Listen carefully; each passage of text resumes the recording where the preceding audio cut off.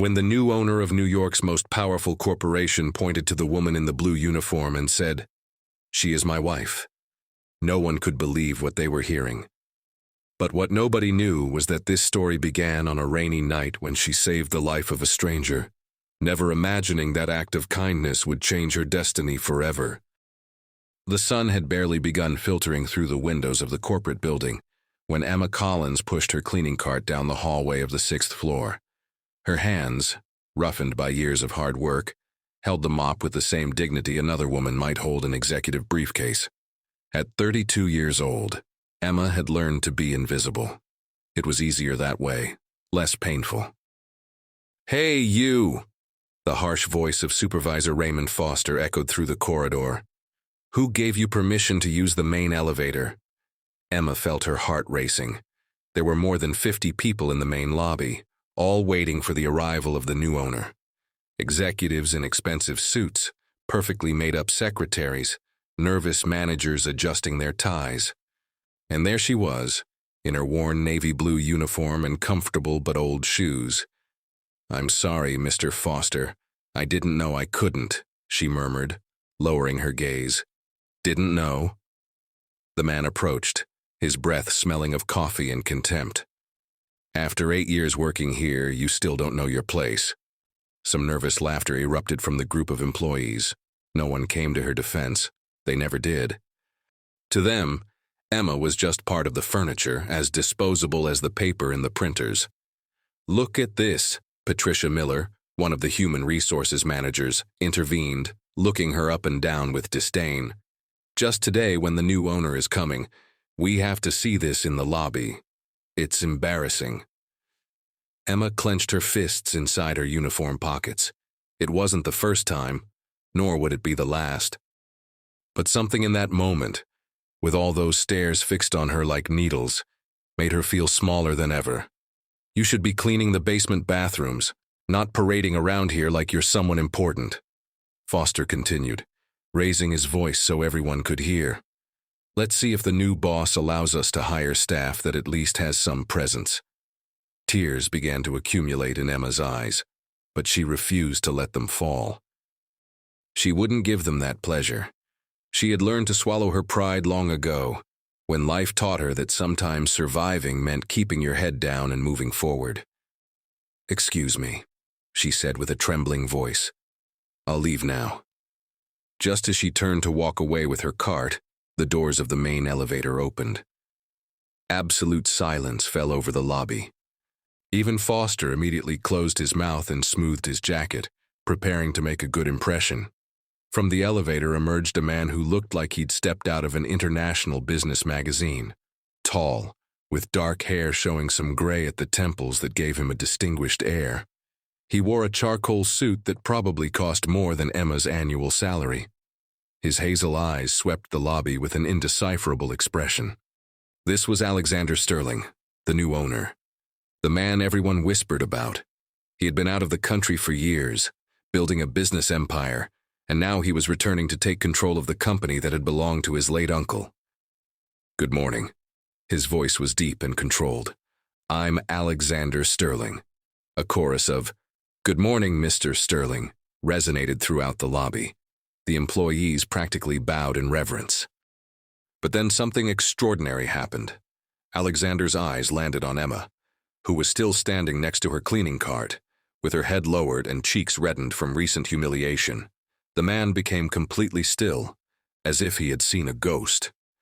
Emma felt the intensity of his gaze and timidly looked up. When their eyes met, something passed between them. Recognition. A spark. Something that made Emma's heart stop beating for a complete second. Alexander began walking toward her. Each step resonated in the sepulchral silence of the lobby. Employees watched confused, not understanding what was happening. Foster and Patricia exchanged nervous glances. When Alexander reached Emma, he stopped less than a meter away. He looked at her with an intensity that made her feel like the ground was disappearing beneath her feet. Her heart was beating so hard she was sure everyone could hear it. What was the new owner doing looking at her like that? Had she done something wrong? Were they going to fire her? "Emma," he whispered, and his voice trembled slightly. "It's you." After all these years, it's you." The entire lobby held its breath. Emma blinked, confused. How did he know her name? What was he talking about? She didn't know him. She had never seen this man in her life, or so she thought. "Mr. Sterling, she stammered, not knowing what to say. "I don't understand." Alexander took another step closer, and Emma could see that his eyes were slightly moist. There was something in them, a deep emotion she couldn't decipher, gratitude, relief, love, all mixed in a look that made her feel naked and seen for the first time in years. "You don't remember me," he said softly, "but I never forgot you, never forgot that rainy night, never forgot the woman who saved me when the whole world had abandoned me, the woman who gave me hope when I had none left." Emma felt her mind spinning, trying to process what she was hearing. Rainy night, save him. And then, like lightning, a distant memory began forming in her mind. 9 years ago. She was 23 and had just moved to New York from a small town in Ohio. She worked 3 different jobs just to pay rent on a tiny room. One night, after her shift at a restaurant, she was walking in torrential rain with her broken umbrella when she saw a man sitting on the curb. He was soaked, with his head in his hands, shaking. People passed by him without even looking. Something inside told her to stop. She didn't have much, barely a few dollars in her pocket and a sandwich she had saved from her dinner. But she approached him, asked if he was okay. He looked up, and she saw in his eyes something she recognized well because she had felt it herself many times: hopelessness. Emma sat next to him in the rain, shared her sandwich, listened to him talk about how he had lost everything. She spoke to him gently, told him that tomorrow would be another day, that life always gives second chances. She took him to a nearby shelter she knew, gave him the last $20 she had so he could stay that night.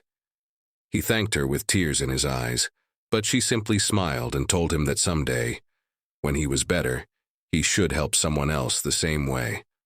The next day, she had to leave early for work and never saw him again. Over time, that memory had faded among so many other difficult moments in her life. But now, looking into those hazel eyes, that face that time and success had transformed but which retained something essential, she recognized him. "My God," she whispered. "It was you, the young man from that night. But how? What happened to you?" Alexander smiled, and it was a smile that illuminated his entire face. "You happened, Emma. You saved me. That night I had decided it was the end. I had lost my family, my job, my dignity. I was ready to give up completely. But then you appeared. A woman who had so little and yet gave me everything she had. Your kindness, your faith that things could get better, that gave me the strength to try one more time. After that night, I got a job, started over from the bottom, worked harder than I'd ever worked before. I built a business, then another and another.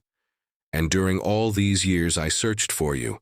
I searched for the woman with the broken umbrella and the heart of gold, but I didn't know your last name, had no way to find you, until today." Tears now flowed freely down Emma's cheeks. She couldn't believe it. That desperate young man from that rainy night was now this successful and powerful man in front of her. And he had been looking for her all these years. The lobby remained in complete silence. All the employees watched the scene, unable to believe what they were witnessing. Foster was as pale as paper. Patricia had her mouth open in surprise. Alexander then did something no one expected. He took Emma's rough hands between his, with infinite delicacy. "To Emma Collins, since that night, I decided that if I ever found you, I would dedicate my life to protecting you, valuing you, giving you everything the world hasn't given you. I'm not asking you to love me now. We're just reuniting. But I'm asking you to let me show you that your kindness wasn't in vain, to let me be in your life like you were in mine when I needed it most." Emma couldn't speak. Emotions were choking her. Happiness, disbelief, fear, hope, everything mixed in her chest. Alexander turned to the assembled employees without releasing Emma's hands. His expression changed, becoming serious and authoritative. I want everyone to know something very important. This woman is not just a cleaning employee. This woman is the reason I'm here today. She is the most valuable person in this building, more than any manager, more than any executive. And I want to know, he continued, his voice taking on a dangerous tone, who was responsible for humiliating her a few moments ago. Because I will not tolerate any disrespect toward her, ever. The silence became uncomfortable. Foster tried to make himself small behind other employees. Patricia stared intensely at the floor. But other employees, perhaps seeking to gain favor with the new boss, began pointing. It was Mr. Foster, sir, someone said, and Mrs. Patricia Miller, too. Alexander nodded slowly. I see. Foster, Miller, my office in 10 minutes, and you can start preparing your resignation letters. In this company, there is no place for people who mistreat others because of their position. He turned back to Emma, his expression softening immediately. Can you accompany me to my office? We need to talk. There's so much I want to tell you, so much lost time to recover. Emma nodded, still in shock. Alexander gently took the handle of her cleaning cart and pushed it aside. You won't need this anymore, he told her softly. Unless you want to continue working in cleaning, of course, but that decision is completely yours. I just want you to be happy. As they walked together toward the elevator, Emma felt all eyes fixed on her back. But for the first time in 8 years, they weren't looks of contempt. They were of amazement, of disbelief, of envy, but also of respect, because they had just witnessed something none of them would ever forget. The invisible girl had just become the most important person in the building. In the elevator, as the doors closed, leaving behind the lobby full of stunned employees, Alexander looked at her tenderly. Are you okay? I know this must be overwhelming. Emma let out a nervous laugh mixed with tears. Overwhelming. Alexander, 10 minutes ago they were humiliating me for using the wrong elevator. And now the owner of the company says he's been looking for me for 9 years. I think overwhelming is an understatement. He smiled. I know, and I'm sorry. Sorry I didn't find you sooner. Sorry you had to go through so much. But now I'm here, and I promise you that never again will anyone make you feel less than what you're worth. Never again will you be invisible, Emma. To me, you've always been the light in the darkness. The elevator reached the executive floor. When the doors opened, Emma saw an elegant hallway with marble floors and artwork on the walls, everything opposite to the basement where she normally kept her cleaning supplies. Come, Alexander said, offering her his arm. And we have a lot to talk about. And Emma, taking a step toward a future she never imagined possible, accepted his arm and walked with him toward the unknown. Without knowing, this was just the beginning of a story that would change both their lives forever. Alexander Sterling's office occupied the entire corner of the top floor. Floor-to-ceiling windows offered a panoramic view of New York that left Emma breathless. She could see Central Park, the skyscrapers of Midtown stretching to the horizon, the Hudson River glittering in the morning sun. It was a completely different world from the basement where she spent her breaks. Please, sit down. Alexander pointed to an elegant leather sofa near the window, ignoring his own executive desk. I don't want this to be formal. I just want to talk to you. Emma sat carefully, conscious of her worn uniform amid so much luxury. Alexander sat across from her, leaning forward with his elbows on his knees, as if wanting to shorten any distance between them. Do you want something to drink? Coffee, tea, water? He asked. Emma shook her head. I'm fine, thank you. I just need to understand what's happening. An hour ago, I was the cleaning employee everyone ignores. And now I'm here, with you, and I don't know if this is real or if I'm going to wake up any moment. Alexander smiled sadly. It's very real, Emma, and you have every right to be confused. Let me tell you my story. The complete story. Then maybe you'll understand why this moment means so much to me. He stood and walked to the window, looking at the city. 9 years ago, I was a completely different person. My name is Alexander Sterling, and I come from an important business family. My father founded this company along with his brother, my Uncle James. I was supposed to inherit everything someday. I grew up with privileges, went to the best schools, never lacked anything. He turned to look at her, but that also meant I never learned the true value of things, or of people. When I was 23, I fell in love with a woman named Vanessa. She was beautiful, sophisticated, seemed perfect. My parents approved of the relationship. Everyone said we were the ideal couple. I decided to marry her. His voice became darker. What I didn't know is that Vanessa was only interested in my money and my last name. She and her family had planned everything meticulously. They convinced my father, who was already sick, to sign documents that basically left me with nothing. They said it was to protect the family business, to modernize the corporate structure. My father signed, trusting them. A week later, he died of a heart attack. Alexander clenched his fists. And then everything fell apart. It turned out Vanessa had been having an affair with my cousin Marcus. Together, with the help of corrupt lawyers, they took everything from me. My inheritance, my position in the company, my home. They literally left me on the street. And the worst part is that my Uncle James, my father's brother, believed all the lies they invented about me. That I was irresponsible, that I had squandered company funds, that I didn't deserve anything.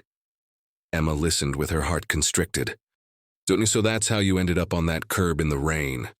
Exactly, Alexander nodded.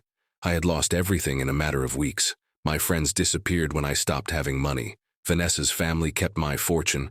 My cousin got my position in the company. And I was left with nothing. I didn't even have a place to sleep. That night you found me. I had been wandering around New York for days. I hadn't eaten well in almost a week. And I was seriously considering ending it all. Emma felt tears burning her eyes. Alexander, I didn't know. If I had known it was that serious, I would have done more.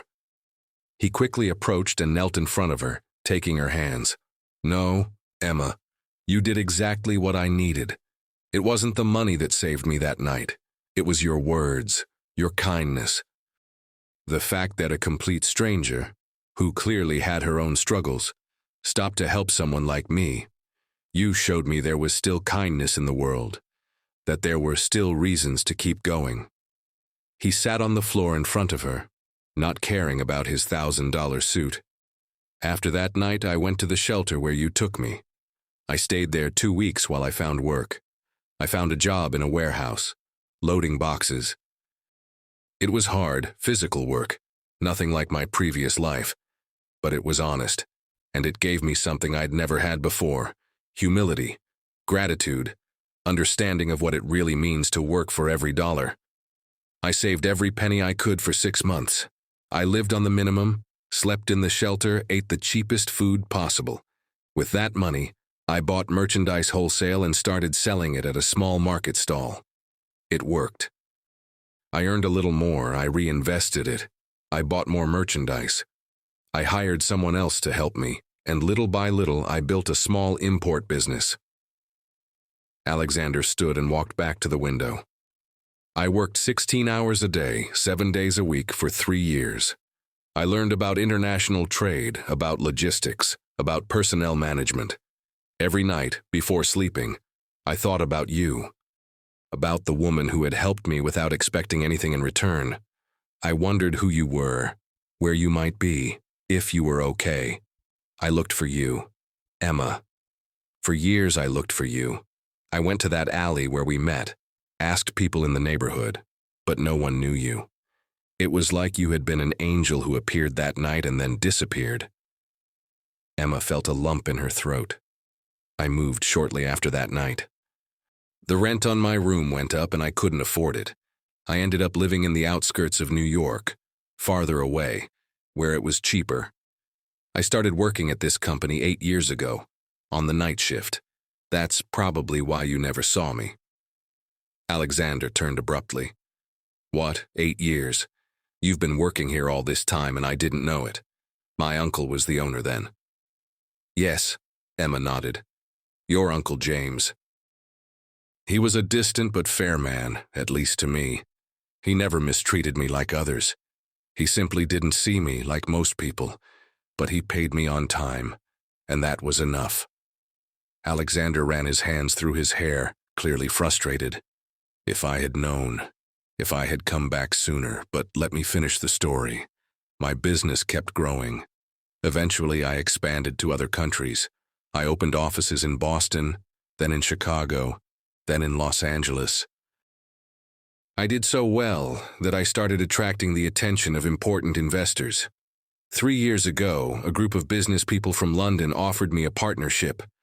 They wanted me to go to London to manage the European expansion of my business. I accepted.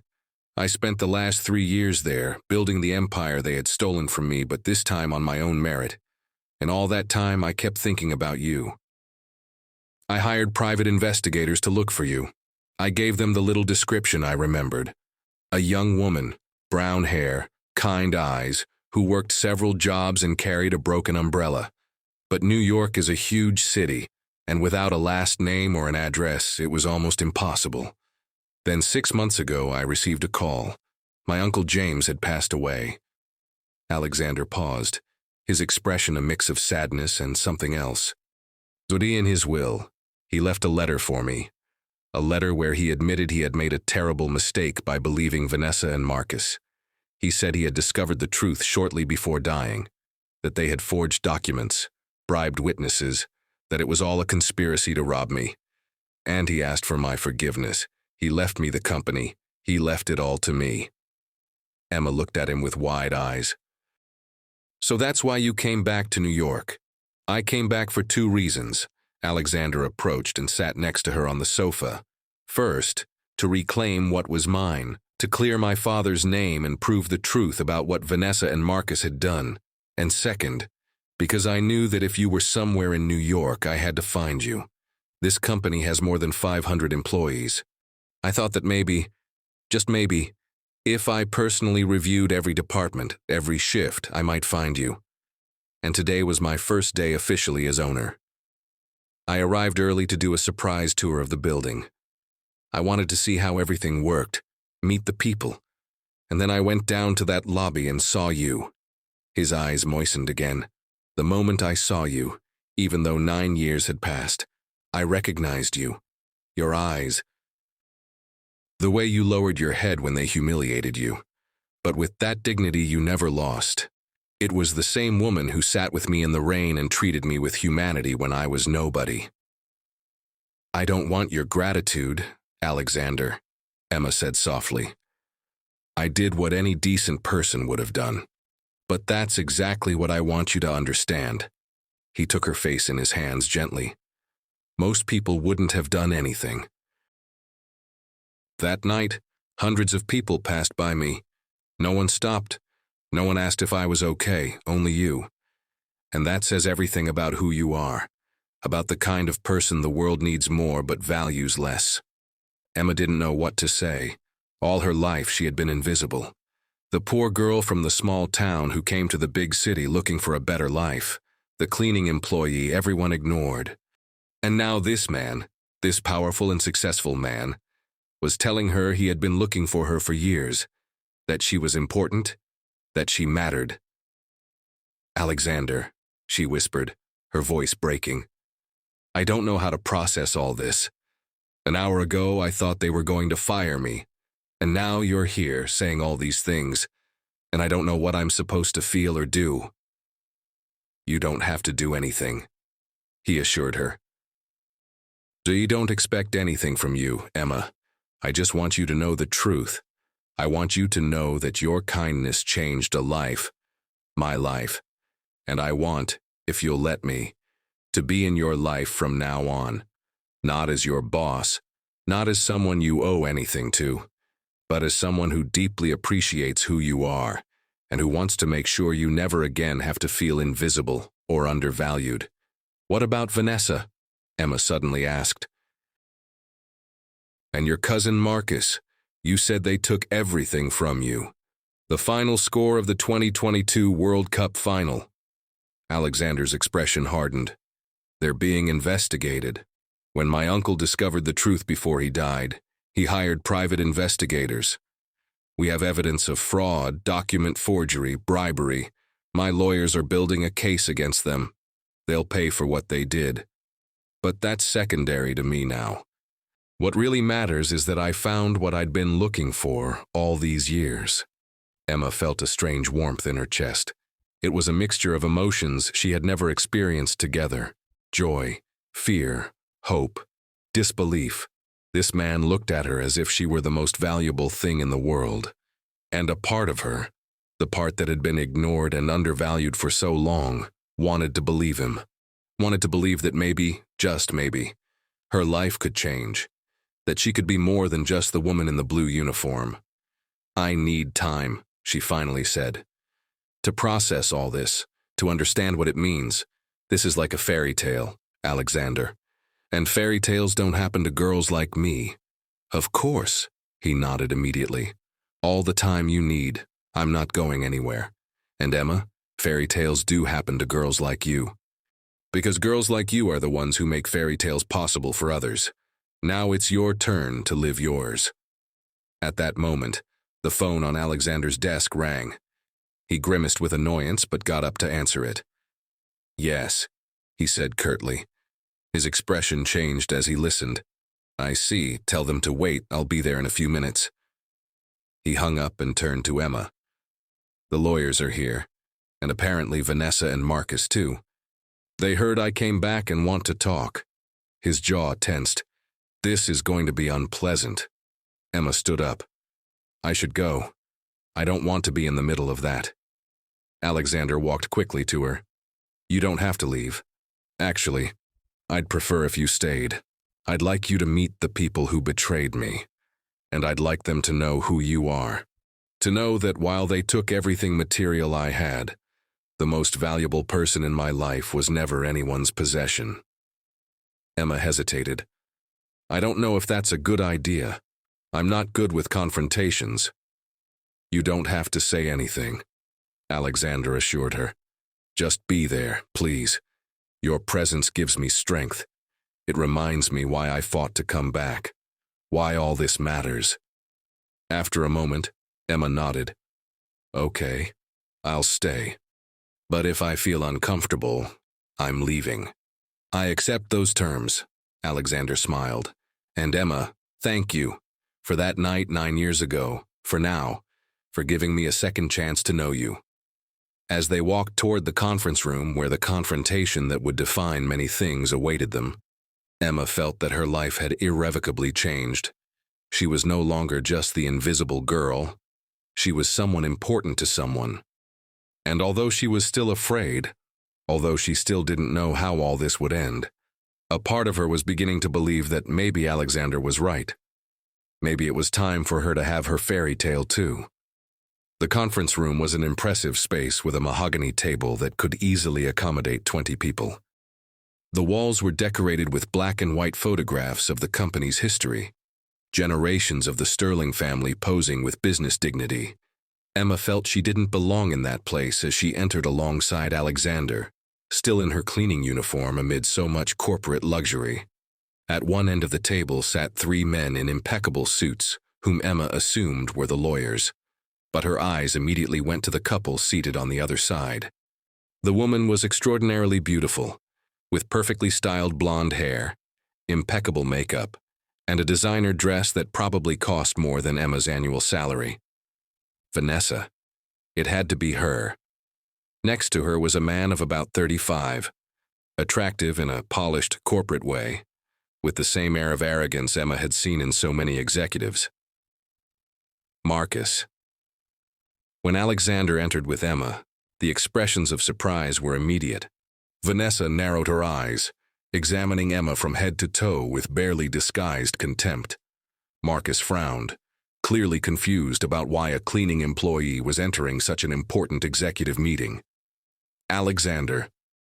Vanessa was the first to speak, her voice soft and cultivated. It's been a long time. You look good. Prosperity suits you. Alexander didn't respond to her greeting. Instead, he walked to the head of the table and sat down, indicating that Emma should take the chair to his right, the position of honor in any business meeting. Vanessa noticed this, and her expression hardened slightly. "Cousin," Marcus tried a friendly tone that sounded completely false. "It's good to see you back. We're so sorry about your uncle. He was a great man." "Really?" Alexander's voice was cold as ice. "You're sorry about the death of the man whose trust you betrayed. The man you manipulated while he was sick to steal from his nephew. Interesting concept of remorse." The tone in the room immediately changed. One of the lawyers, an older man with glasses, cleared his throat. "Mr. Sterling, we're here to discuss an amicable resolution of certain misunderstandings from the past. My client, Mr. Marcus Sterling, is willing to reach an agreement that's beneficial for all parties. There are no misunderstandings." Alexander leaned forward, his eyes fixed on Marcus. "There's documented fraud, forged signatures, bribery of officials, and a conspiracy to steal from a sick man. My uncle spent the last months of his life investigating what you did, and he left enough evidence to send you to prison for years. So no, I'm not interested in an amicable resolution. I'm interested in justice." Vanessa let out a short, harsh laugh. "Always so dramatic, Alexander. You know what your problem is. You could never accept that you simply weren't good enough to handle the family business. Your father knew it, your uncle knew it. That's why it was so easy to convince them they needed to protect the company from your incompetence." She stood up, walking around the table with calculated, elegant movements. "And look now," Vanessa continued sarcastically. "You come back after all these years with your little success in London, and think that gives you the right to come back and destroy what we've built here. This company flourished under Marcus's leadership. Profits tripled. We expanded into new markets. We did what you never could have done. With my money," Alexander stood up too, his voice rising in volume. "With the resources you stole, with my father's inheritance, you didn't build anything. You took what wasn't yours, and now you have the nerve to come here and act like you're victims." His eyes turned to Marcus. "And you, cousin. We grew up together. We played in my grandmother's garden. You were the best man at my wedding. How could you do this?"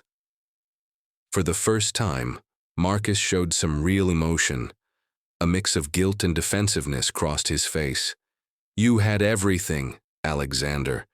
You always had everything. You were the older brother's son, the heir, the favorite, while I had to work twice as hard to receive half the recognition. Do you know what it feels like to live in your shadow your entire life?" He stood up abruptly. "When Vanessa approached me, when she proposed the plan, at first I resisted, but then I thought, why not? Why should you have everything simply because of the order we were born? I was a better executive than you, smarter, more ruthless. What you needed to succeed in this world. So yes, I took what should have been mine from the beginning." Emma had remained silent all this time, observing the exchange as if watching a play. But now, seeing the pain in Alexander's eyes as his cousin justified the betrayal, she felt something awakening inside her. Something she had kept repressed during years of being undervalued and ignored. Indignation. And before she could stop herself, she spoke. "You had no right." All four people turned to look at her, as if they had forgotten she was there. Vanessa looked at her with disdain. "Excuse me, who are you to even be here? Alexander's new secretary, or perhaps something more intimate?" The insinuation in her voice was clear and unpleasant. Emma felt her cheeks burn, but she didn't lower her gaze. "I'm someone who knew Alexander when he had nothing," Emma responded with a trembling but firm voice. "When he was at his lowest point, destroyed by what you did to him. And you know what I saw in him even then, when he was just a stranger on the street. Kindness, humanity, courage. Things that clearly neither of you possess. You may have stolen his money and his company, But you couldn't steal what really makes him valuable. How touching, Vanessa mocked. A moral lesson from the maid. Alexander, you've really lowered your standards. Be careful what you say. Alexander's voice was dangerously quiet. About her, about Emma. Vanessa raised an eyebrow. Or what? You're going to defend her. Please, Alexander. Look at her. She's a cleaning employee. She probably didn't even finish school. And now what? She gives you business advice, makes you feel important because you can rescue someone from a lower social class. It's pathetic. Alexander was about to respond when Emma stood up abruptly. Her chair scraped against the wooden floor. Everyone looked at her. You're right about one thing, Emma said, her voice stronger now. I am a cleaning employee. I didn't finish college because I had to work to support my sick mother. I don't have money or power or an important last name. But you know what I do have? Dignity, and the ability to see people for what they really are, not for what they appear to be. She turned to Alexander. I saw your value when you were nobody, when you had nothing to offer me except your gratitude, and now I see it even more clearly. I see a man who worked hard for what he has, who didn't need to steal or betray to succeed, who treats people with respect regardless of their position. Then she turned to Vanessa and Marcus. While you, with all your wealth and supposed sophistication, are nothing more than thieves in expensive suits. The silence that followed was absolute. No one expected the quiet woman in the blue uniform to speak like that. Vanessa was red with fury. Marcus stared fixedly at the table. Even the lawyers seemed uncomfortable. Alexander looked at Emma with a mixture of amazement and something else, something warm and deep that made her heart beat faster. Well said, Alexander finally said, without taking his eyes off Emma. And you're right. This isn't about money or companies, it's about character. He turned to the lawyers. Here's my proposal, and it's non-negotiable. Marcus and Vanessa are going to return every dollar they stole. They're going to sign full confessions about their participation in the fraud, and they're going to renounce any claim on this company or any Sterling family assets. That's ridiculous, the lawyer exploded. My client will never accept those terms. Then we'll see each other in court, Alexander shrugged. I have all the evidence I need. Documents my uncle collected before he died, testimonies from employees who were pressured to lie, bank records showing suspicious transfers. I can make this very public and very ugly, or you can accept my terms, return what was stolen, and maybe, just maybe, you won't spend the next 10 years in prison. You're bluffing, Vanessa said, but her voice had lost some of its earlier confidence. I don't have to bluff. Alexander pulled out his phone and pressed some buttons. On the room's large screen appeared a document. It was a contract with Marcus's signature, but it had clearly been digitally altered. This is just one of the 20 pieces of evidence I have. My uncle hired forensic document experts. They have analyses of every paper you signed, Marcus. They can prove you falsified dates, signatures, entire clauses. Marcus sank into his chair, color draining from his face. Vanessa looked at him with fury. You told me you'd been careful. You told me there was no way they could trace anything. Careful. Alexander let out a bitter laugh. You were arrogant. You thought I'd never come back, that you destroyed me completely, but you underestimated something fundamental. You underestimated how much my father's legacy means to me, how much I was willing to work to recover not just the money, but my family's honor. One of the lawyers leaned in to whisper urgently with Marcus. The conversation was brief but intense. Finally, the lawyer straightened up. My client would like to discuss the terms in private. Of course, Alexander nodded. You have until noon tomorrow to decide. After that, I file formal charges and this becomes a public scandal. And believe me, the media are going to love the story of the betrayed heir who returned to reclaim his empire. Vanessa stood up abruptly, grabbing her purse. This isn't over, Alexander. I have my own resources, my own contacts. You're not going to destroy me that easily." "You already destroyed yourself," Alexander responded calmly. "On the day you decided greed was more important than integrity, I'm just making sure you face the consequences." When Vanessa passed by Emma, she stopped for a moment. "Enjoy your moment in the sun, dear," she said with venom in her voice. Because men like Alexander eventually get tired of charity projects.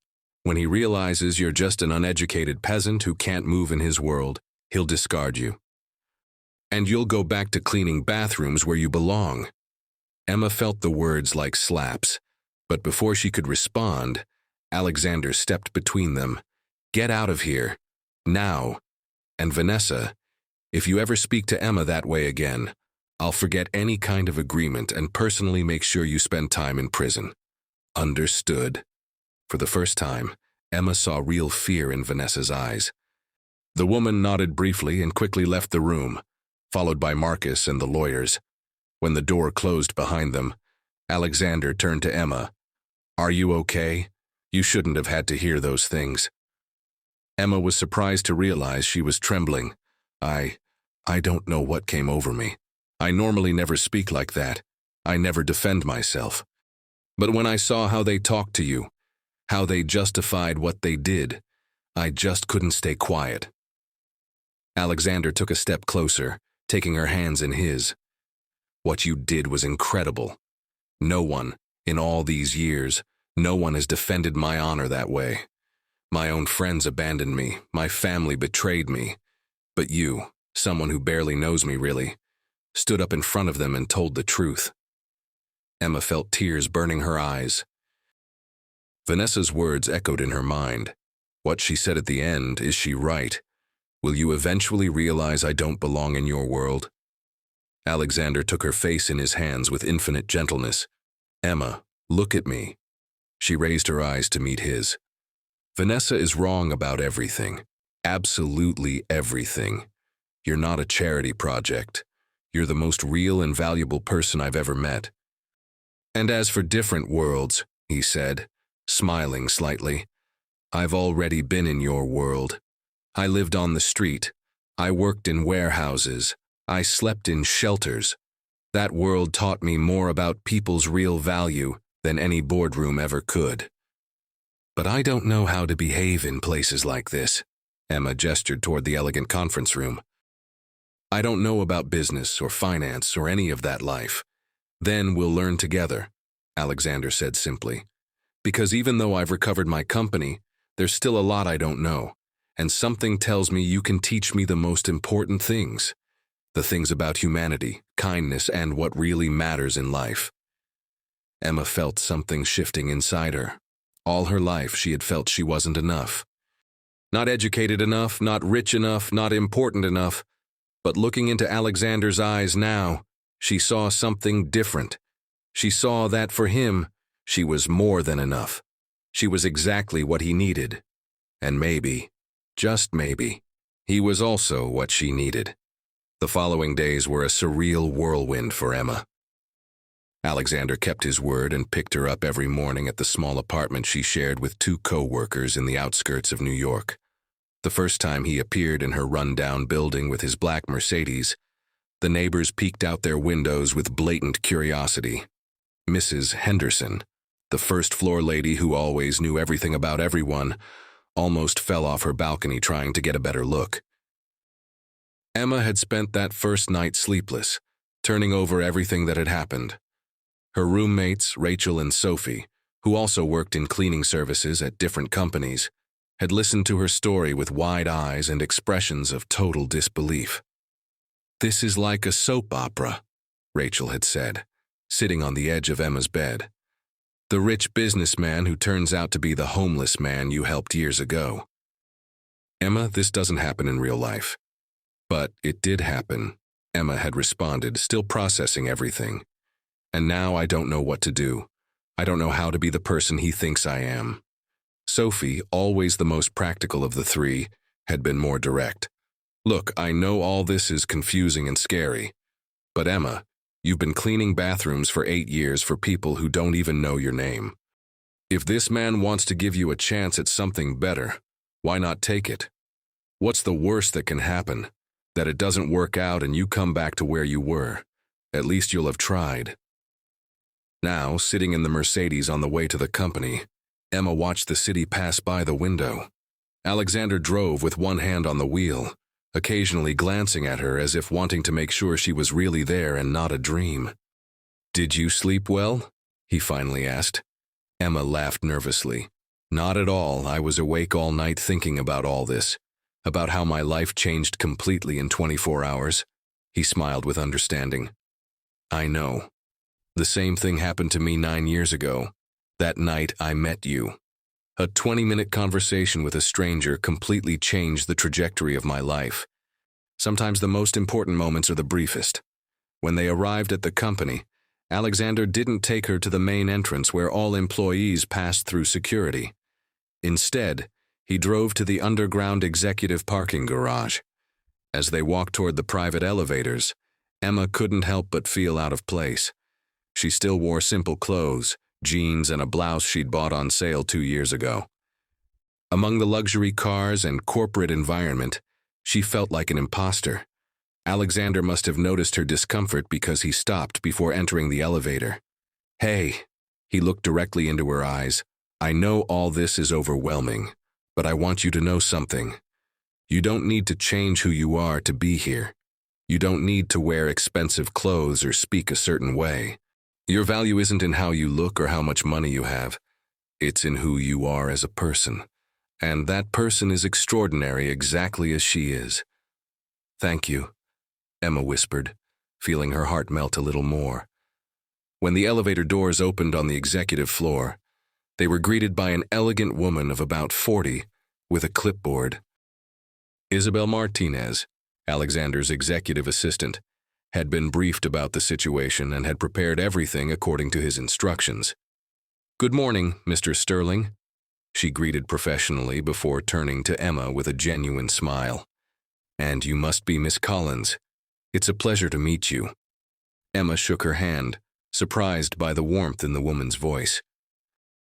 There was no trace of the contempt she had experienced from other corporate employees. "Isabel, can you show Emma her office?" Alexander asked. Emma looked at him confused. "My office?" "Yes," Alexander smiled. "I thought you'd need your own space if you're going to be spending time here." Isabel guided her down a hallway to a door with a temporary plaque that read, "E. Collins." When she opened the door, Emma was breathless. It was a small but elegant office, with a window overlooking the city, a modern desk, empty bookshelves waiting to be filled, and a comfortable sofa in one corner. "This is too much," Emma turned to Alexander. "I don't need all this." "Maybe you don't need it," he responded, "but you deserve it. Besides, I thought you could use this space to think about what you want to do. If you want to study, you can have privacy for online classes here. If you want to learn about the business, I can bring you documents and teach you. Or you can simply use this space to read, think, or whatever makes you happy." Isabel left some documents on the desk. "Here's information about educational programs the company sponsors for employees, including university courses. Also information about different departments in the company in case you want to explore any area that interests you. And here," she pulled out a card, "is my direct number. If you need anything at all, don't hesitate to call me." After Isabel left, Alexander sat on the edge of the desk. "I know this is a lot all at once. I don't expect you to make any decisions today. I just wanted you to see that there are options, that your life can be whatever you decide it to be." Emma walked to the window, looking at the city from a completely new perspective. From up here, everything looked different, smaller, more manageable. "You know what's strangest?" she said softly. "For years I dreamed of having opportunities. I wanted to study, learn, do something more with my life. But there was always a reason not to. I didn't have money. I didn't have time. I didn't have support. And eventually I stopped dreaming because it hurt too much to want things that seemed impossible." She turned to look at him. "And now you're offering me all of that, and I'm scared." "What are you scared of?" Alexander asked gently. "Of failing," she admitted. "Of discovering that maybe the reasons I gave myself were just excuses. That maybe I'm not smart or capable enough to do anything more than clean. Of disappointing the person who finally believes in me." Alexander stood and walked toward her. "Emma, failure is part of learning. I failed many times before succeeding, and about disappointing me, that's impossible. You already showed me who you are that night in the rain. Everything else is just discovering new facets of that same extraordinary person." At that moment, someone knocked on the door. It was one of the human resources managers, a man named Philip Gordon, whom Emma vaguely recognized from her years working in the building, though he had never noticed her. "Mr. Sterling, excuse the interruption." Philip entered nervously. "But there's a situation that requires your attention. Supervisors Foster and Miller are insisting on speaking with you. They say there's a misunderstanding about their dismissal." Alexander sighed. "There's no misunderstanding. They were fired for employee mistreatment. That decision is final." "But, sir," Philip hesitated, "they're longtime employees, and Mr. Foster has connections with some of our important clients. He's threatening to cause problems." "Let him try," Alexander responded coldly. "If our clients value their relationship with an abusive supervisor more than the integrity of our company, then maybe they're not the right clients for us." Philip nodded and left. Emma looked at Alexander with admiration. "You just risked business relationships to defend me. Don't you regret it?" "I'm not just defending you," Alexander explained. "I'm establishing a standard for the entire company.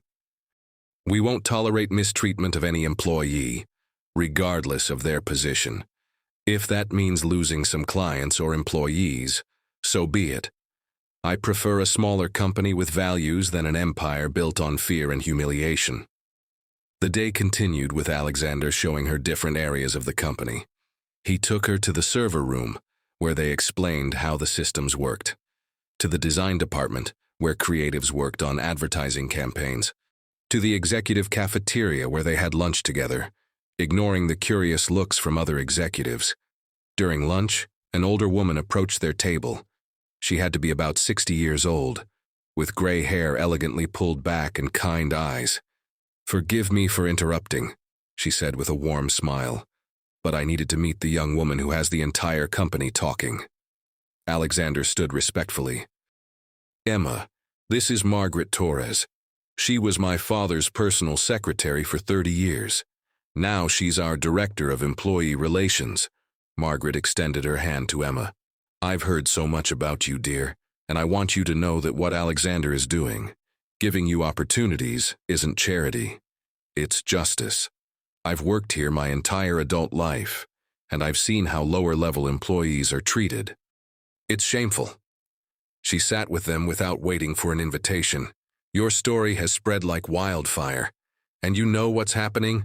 The cleaning employees, security, cafeteria, all those who are normally invisible are walking with their heads higher today because they saw that one of their own was valued, that someone finally saw their humanity." Emma felt tears stinging her eyes. "I didn't do anything special. I just treated Alexander like a human being." "Exactly," Margaret nodded.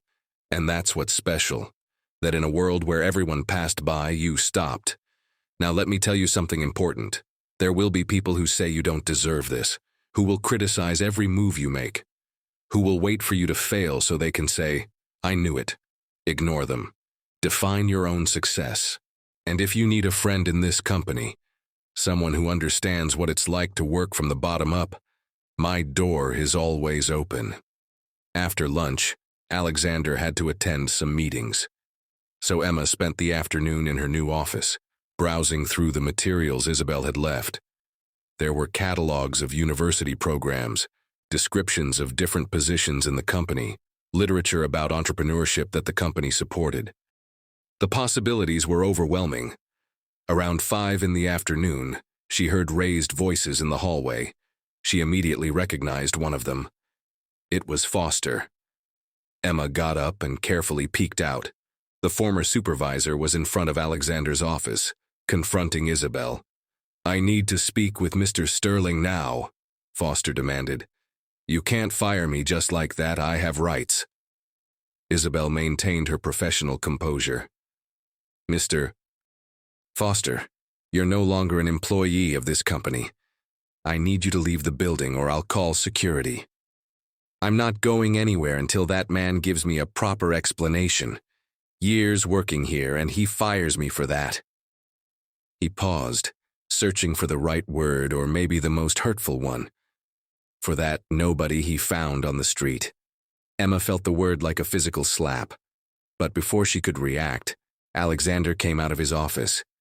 His expression was one of contained fury. "Repeat that." His voice was dangerously quiet. Foster, emboldened by desperation, continued, "Everyone knows what she is. A gold digger who took advantage of your weak moment. In a few months you'll get bored of her and she'll go back where she belongs. But by then, you'll have ruined this company's reputation." Alexander took a step toward Foster, and for a moment Emma thought he might hit him. But instead, he maintained his control. "You know what the difference is between you and Emma?" he said with chilling calm. "She saw a human being in need and helped without expecting anything in return. You see people as resources to climb your own position. She has integrity. You only have empty ambition. And that's exactly why she has a future in this company and you don't." He called security with his phone. "I need you to escort Mr. Foster out of the building and make sure his access is permanently revoked." While they waited for security, Foster realized Emma was watching from her office doorway. He looked at her with pure hatred. "Enjoy it while it lasts," he spat at her. "Because this isn't a fairy tale. Fairy tales don't exist in the real world." "Maybe you're right," Emma responded, surprising herself with the firmness in her voice. "Maybe this isn't a fairy tale, it's better. Because in fairy tales, change happens by magic. Here it's happening because someone finally decided to value kindness over status, and that's much more powerful than any magic." When security took Foster away, Alexander approached Emma. "Are you okay? I heard what he said." Emma nodded, though she was still trembling slightly. "I'm fine." "His words hurt, but I think he's right about something. This isn't a fairy tale, it's something real, and that means it'll have real challenges. But it also means that whatever we build will be real and will last."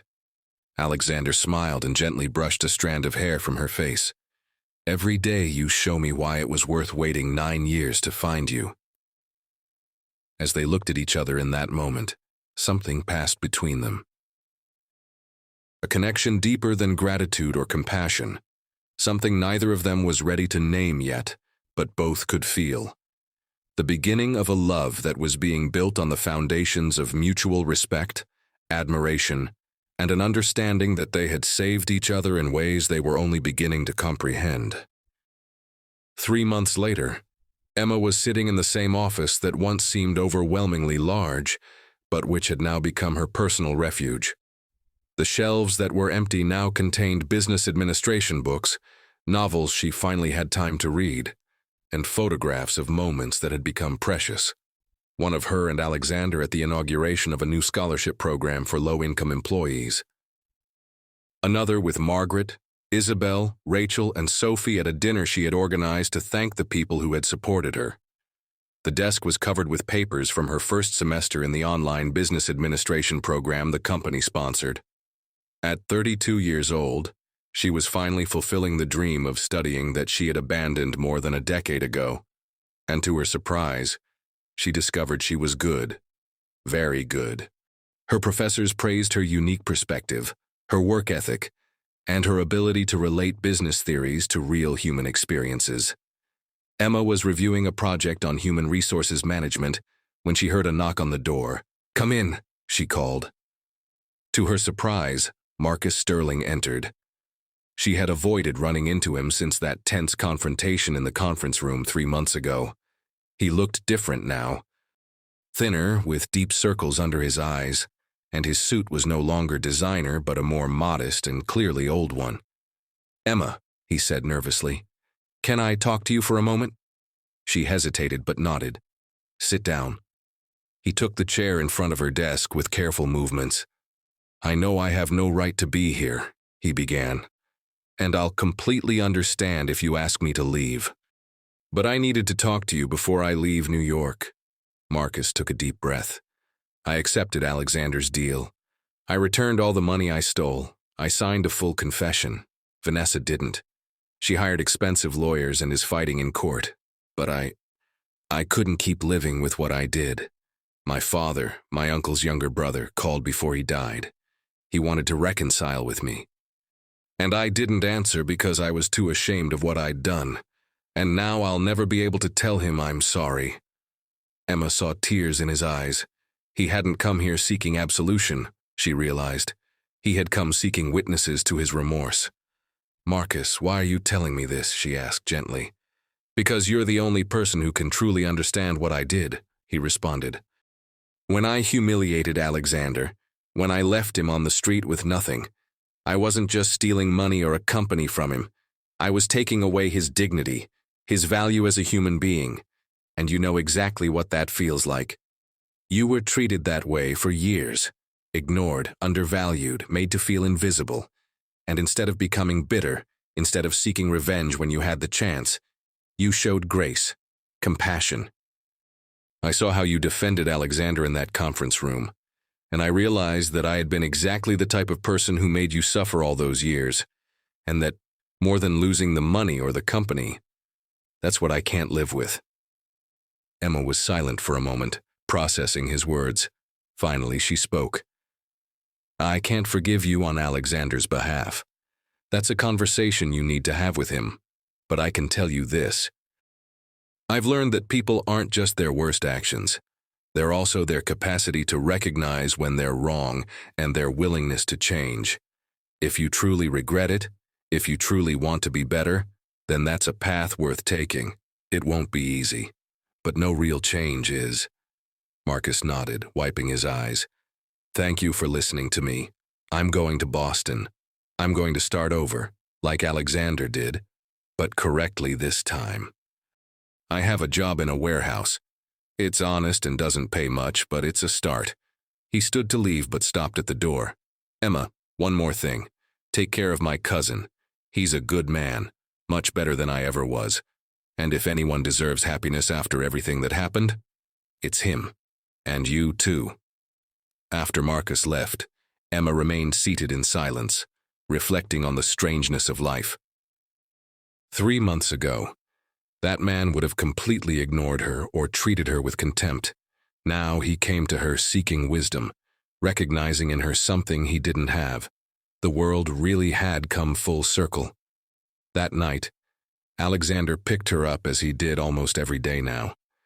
They had established a comfortable routine. He worked in the office while she studied.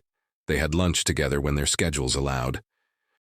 In the evenings, he took her to her apartment or increasingly frequently. She went to his, an elegant apartment near Central Park, where they spent hours talking, having dinner, getting to know each other in ever deeper layers. "How was your day?" Alexander asked as he drove. "Interesting," Emma responded. "Marcus came to see me."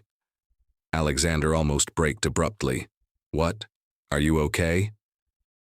"Did he say anything inappropriate?" "I'm fine," Emma quickly reassured him. "He came to apologize. Well, not exactly to me, but to explain his remorse." She told him about the complete conversation. Alexander listened in silence until she finished. "I don't know if I can forgive him," Alexander finally said. "What he did almost destroyed me. It took years from my life." Emma took his hand. "You don't have to forgive him now. Or ever, if you can't. But maybe someday you can find peace with what happened. Not for him, but for yourself, so you can completely close that chapter and focus on the future." Alexander squeezed her hand gently. "And are you in that future?" he asked softly. Emma's heart beat faster. They had danced around this conversation for weeks. The attraction between them was undeniable. The deep affection. The mutual respect. But neither had put words to what was growing between them. "I want to be," she finally responded. "If you want me there too." Alexander parked the car in a quiet alley. He turned in his seat to look at her completely. "Emma, for 3 months I've tried not to rush. I didn't want you to feel pressure. I didn't want you to think I expected something from you just because I helped you. I wanted you to have time to discover who you are, without the limitations that had been imposed on you. But every day I spend with you, I fall a little more in love with the person you always were and the person you're becoming." Emma felt tears forming. Alexander continued, "That night in the rain, you saved my life. But these last 3 months, you've taught me how to live it. You've shown me that success isn't about money or power. It's about real connections, purpose, kindness. You've made me want to be better, not to prove anything to the world, but because I see in your eyes who I could be, and it makes me want to reach that potential." "I didn't save you that night," Emma said with a trembling voice. "We saved each other because for years I was lost too. Invisible, with no purpose beyond surviving one more day. And you saw me, really saw me. Not as a project or a charity case, Wayne, but as a person with value. You gave me the chance to discover I'm capable of more than I believed. You gave me hope that life could be different." Alexander leaned closer. "So what do we do with all this, with what we feel?" Emma smiled through the tears. "I think we stop being afraid. We stop worrying about what others think or whether we deserve this, and we simply try. We build something real together, one day at a time."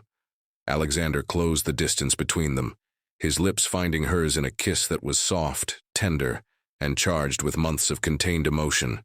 When they finally separated, both were smiling. "I love you, Emma Collins," Alexander whispered. "And I want to spend the rest of my life proving it to you every day." "I love you too, Alexander Sterling," Emma responded, feeling like her heart might burst. That night, they had dinner at Alexander's apartment. But unlike other nights, there was a different quality in the air. A promise, a commitment. As they ate and talked, they made plans, not for an immediate wedding or grand gestures, but for the future they would build together. Emma would finish her degree. Alexander wanted her to continue without pressure, discovering her own interests and talents. They had talked about her emerging passion for human resources, specifically about creating programs that supported employees in low positions who wanted to advance. She wanted to make sure no other cleaning employee, security guard, or cafeteria worker felt invisible like she had felt. Alexander had begun implementing changes throughout the company. Fairer salaries for lower-level positions, mentorship programs where executives worked directly with employees of all levels, annual evaluations that considered not just performance, but also how managers treated their team. The company's culture was changing slowly but decisively. "You know what Margaret told me the other day," Emma shared as they washed dishes together. "She said the turnover rate in cleaning and maintenance employees has dropped 60% since you arrived. That people feel valued for the first time. That there's a waiting list of people wanting to work here." Alexander smiled. "That's all thanks to you. Your story inspired all these changes." "It's not my story," Emma corrected. "It's our story, and it's not just about us. It's about all the people who are ignored, undervalued, or treated like they don't matter. We're proving that everyone has value, that everyone deserves dignity and opportunities." Later that night, as they sat on Alexander's balcony looking at the lights of New York, he told her about a meeting he'd had that afternoon. "Vanessa finally accepted a deal," he said. "Not as favorable as what I originally offered her, but her lawyers realized we were going to win in court. She'll return half of what she stole and is being prohibited from serving on any corporate board for 10 years. "How do you feel about it?" Emma asked. "Relieved," Alexander admitted. "Not because I want revenge, but because justice is being done. My father can finally rest in peace knowing his name has been cleared. And I can completely close that chapter and focus on the future." He hugged her closer. "A future with you." They spent the next hours talking about dreams and plans. Alexander wanted to expand the company's model to other industries, always with a focus on treating employees with dignity. Emma dreamed of eventually creating a foundation that specifically helped low-income women access education and employment opportunities. They wanted to travel together, not necessarily to luxurious places, but to meaningful ones. Emma wanted to show Alexander the small town in Ohio where she grew up. He wanted to take her to London to show her where he had built his empire in exile. But more than any specific plan, they talked about values, about never forgetting where they came from, about using their privileged position to help others, about building a life based not on appearances or status, but on real connections and meaningful purpose. A week later, Alexander organized a special event at the company, a charity gala to officially launch the Collins Sterling Foundation for Educational Opportunities. Emma had insisted her name be first because, as Alexander explained to everyone in his opening speech, she was the inspiration behind everything. In front of more than 200 executives, employees, and potential benefactors, Alexander told their story. He omitted no details. He spoke about how he had lost everything, about the rainy night, about the woman who stopped when everyone else passed by, about how that single act of kindness gave him the strength to rebuild his life, and about how finding her again 9 years later had completed the circle and given him a purpose beyond financial success. As he spoke, Emma sat in the front row, between Rachel, Sophie, and Margaret. She looked at the man she loved with amazement, still barely able to believe this was her life now. When Alexander finished his speech, the crowd stood in ovation. But he didn't end there. He came down from the podium and walked directly to Emma, offering her his hand. "Emma, can you accompany me up here?" he asked with a smile. "Alexander, no," she whispered urgently. "I didn't plan any speech. Trust me," he insisted. With her heart beating wildly, Emma accepted his hand and followed him to the podium. In front of all those elegant people, she momentarily felt like the cleaning employee she used to be. But then she looked into Alexander's eyes and remembered. She was no longer that person. She was Emma Collins, survivor, student, dreamer, and the woman who had found the courage to save a stranger. And, in doing so, had saved herself. Alexander took both her hands. "Emma Collins, in front of all these witnesses, I want to ask you something. These last 3 months have been the happiest of my life. Every day with you teaches me something new about what really matters, and I can't imagine a future that doesn't include waking up next to you every morning and working together to make the world a kinder place." The room fell completely silent. Emma felt tears beginning to form as Alexander released one of her hands to pull out a small velvet box from his pocket. "I know this is fast. I know there are people who will say we should wait, but I've waited 9 years to find you again. And now that I have you, I don't want to waste another day." He knelt, and Emma heard gasps around the room. "Emma Collins, will you do me the honor of marrying me, of building a future together, of continuing to teach me about kindness, dignity, and love, while I try to give you everything you deserve?" Tears ran freely down Emma's face now.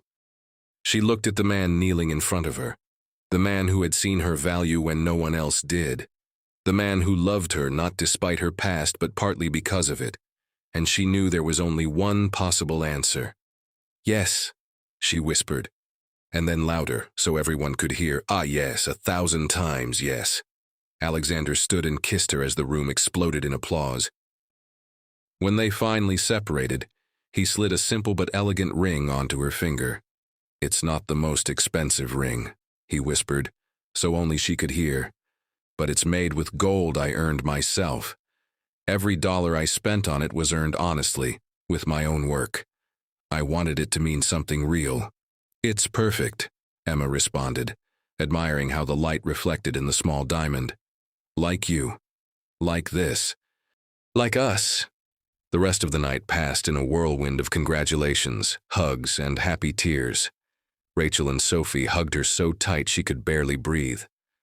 Margaret whispered that her father would have loved to see this. Isabel promised to help plan the most beautiful wedding New York had ever seen. Even some of the corporate employees who once ignored her now greeted her with genuine respect. But the most moving moment came from an unexpected source. A young woman of about 20, dressed in the familiar blue cleaning uniform, approached timidly. "Miss Collins," she began nervously. "We don't know each other.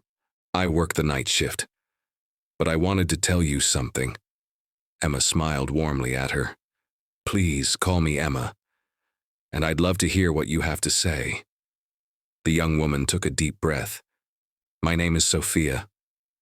I've been working here for 2 years, and until 3 months ago, I planned to quit.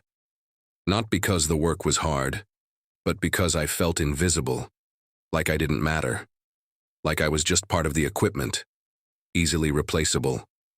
She wiped away a tear. "But then your story happened, and Mr. Sterling started making changes. He raised our salary, created training programs. But more than that, he started seeing us, learning our names, asking us how we were. And when I heard your complete story tonight, I realized something. You saw us first. When you were one of us, you treated us with kindness and respect. And now that you're here, in this new position, you still see us, and that gives us hope. I enrolled in night classes last week. I'm going to study engineering, because if you could change your life, maybe I can too." Emma hugged Sophia, both crying now. That's exactly what we wanted to accomplish, that every person in this company knows they matter, that they have value, that they have potential. Never stop dreaming, Sophia. And if you ever need anything, help with classes, a mentor, whatever, look for me. We're in this together." As Sophia walked away, wiping tears but smiling brighter than the sun, Alexander appeared at Emma's side. "Did you see that?" she told him. "And that's why all this matters.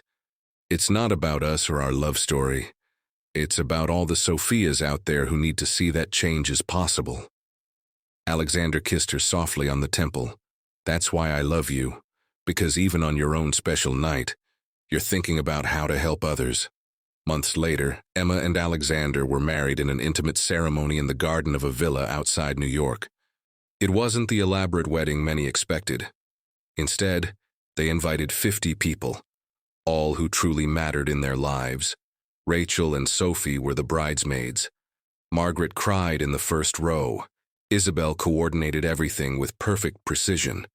And to many people's surprise, Marcus attended, staying in the back, offering a sad but genuine smile when he and Alexander made eye contact during the ceremony. When it came time for vows, Emma and Alexander had insisted on writing their own. Alexander went first. "Emma, when I met you the first time, you literally saved my life. You gave me food when I was hungry, shelter when I had nowhere to go, and hope when I had lost all faith. But when I found you again, you saved me in a different way. You saved me from becoming the type of person who values success over humanity. You showed me that true power isn't in what you possess, but in how you treat others. I promise that every day of our life together, I'll treat you with the respect, admiration, and love you deserved from the first moment we met. I promise to always see your value, celebrate your successes, support you in your struggles, and build with you a life of purpose and meaning. I love you, today and forever." Emma took his hands, her own tears falling freely. "Alexander, when I found you that night in the rain, I didn't know I was finding my soulmate. I only knew someone needed help and that I had something to offer, even though it was little.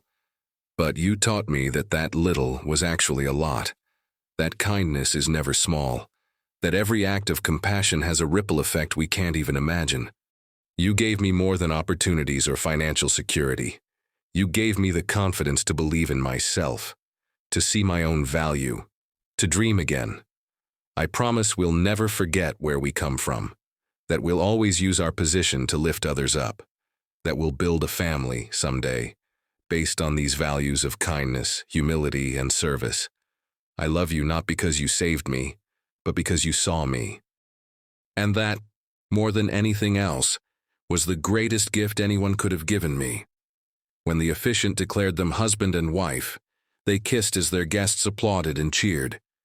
It was a new beginning, not just for them, but for everyone who had been touched by their story.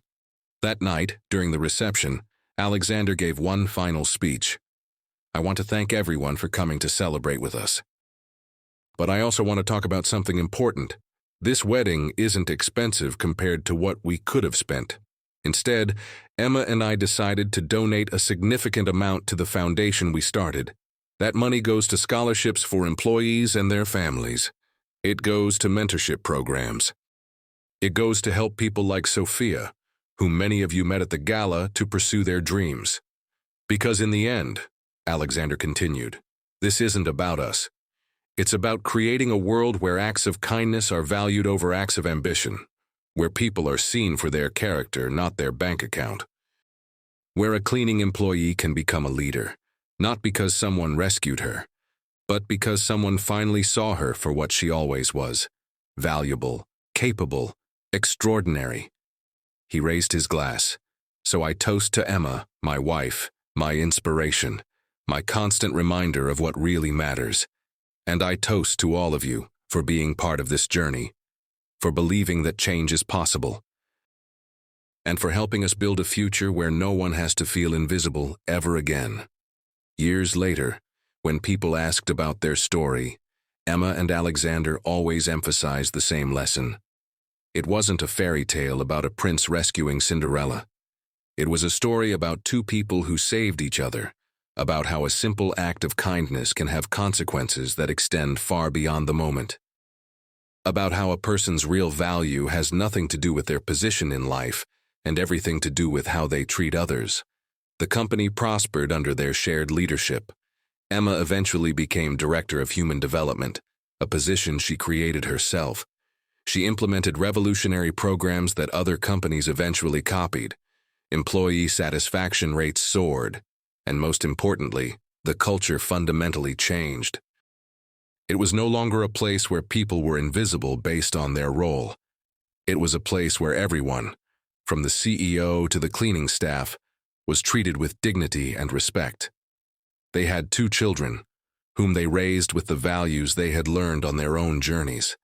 They taught them that kindness is never wasted, that every person has inherent value, that true success is measured not in what you accumulate but in how you affect the lives of others. And every year, on the anniversary of that rainy night when they met, Emma and Alexander walked the streets of New York looking for someone who needed help. Sometimes it was buying food for someone homeless.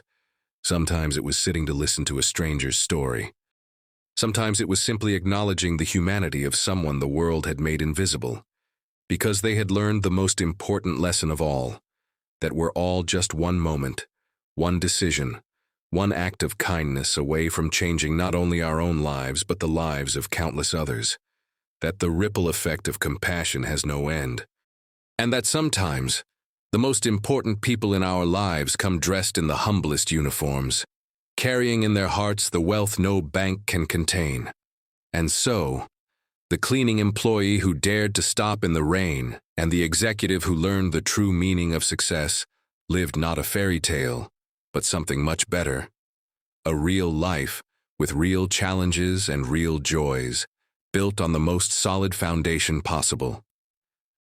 Love, sin, respect, and the unshakable belief that every human being deserves to be seen, valued, and loved.